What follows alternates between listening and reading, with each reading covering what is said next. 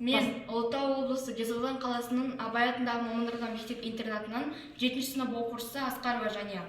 Мен жетекшім Құрманғалиева Баян Сойлабековна, көркемдік пән мұғалімі. Мен сіздерге ұсынатын жобамның тақырыбы Ulutau жеріндегі петроглифтардың сырмақ техникасында сырып тігу.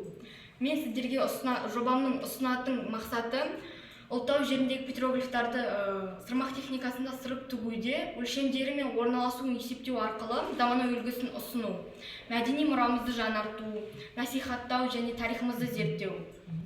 Петроглифтарды зерттеу Ulutau жеріндегі петроглифтардың маңызын, тарихын, мәнін анықтап, сырмақ тігу халықтың тарихи естеліктерін жаңаша форматта көрсету. Петроглифтерді сырмақ бетіне түсіру арқылы кәсіпке үйрену. Сырмақ техникасында сырып тігу үшін петроглифтердің элементтерін талдап, дизайн жасау. Ұлттық өнер түрлерін заманауи технологиялармен және идеялармен біріктіру, насихаттау. Өзектілігі мәдени мұраны сақтау. Петроглифтер еліміздің тарихи және мәдени мұрамыздың бөлігі. Заманауи тәсілдер халық шығармашылығын жаңа өмір беру. Жобаның негізгі бөлімі. Тарихи деректерге тоқталатын болсақ, Ulutau өңірі Қазақстанның тарихи және мәдени аймақтарының бірі болып табылады. Мен ғылыми әдебиеттерде оқығанда Ulutau өңірінде петроглифтер табылған орындары да бар екен. Жошы хан кешені, Кейкі батыр зираты, Аулақты, Теректі әулие секілді жерлерінде 300-ден артық петроглифтер табылған орындар бар екен. Визуалды резюмесін талдау. Ulutau өңіріндегі мәдениетін, өмір салты маңызды рөл атқарады.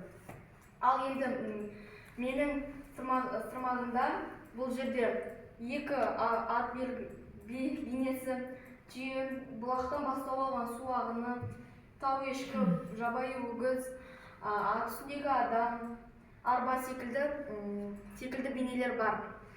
Бұл ежелгі адамдардың тұрмыс тіршілігін, шаруашылығын, аңшылық және егіншілікпен айналысқанын көрсетеді. Сырмақ тігу техникасында геометриялық пішіннің есептеулер арқылы қолдандық.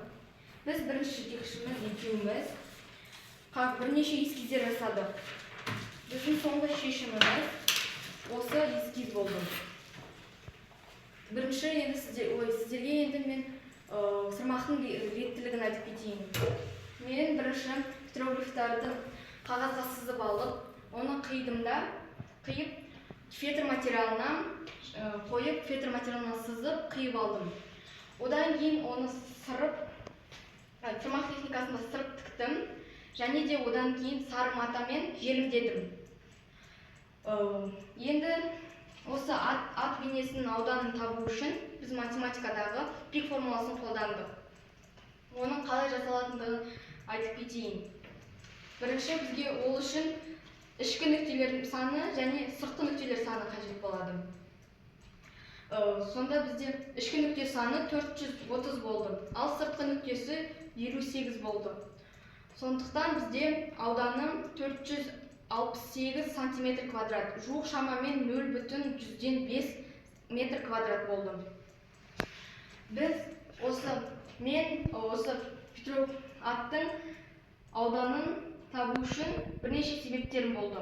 Бірінші, кететін материал шығынын азайтады. Екіншіден, сырмақ бетінде симметриясын сақтап, пропорциясын сақтап, жасауға дұрыс мүмкіндік береді. Петроглифтердің символикасы мен олардың мәні сырмақтың дизайнына көрініс тауып, ұлттық мәдениетімізді паш етті. Шығармашылық пен ғылымның үйлесімін көрініс тапқан жоба болды. Сырмақ тігу барысында петроглифтердің геометриялық формалары мен өлшемдерін математикалық есептеулер арқылы анықтау, шығармашылық дизайнды ғылыми негізде жүзеге асыруға мүмкіндік берді. Жоба аясында заманауи технологиялар мен дәстүрлерді біріктірілді.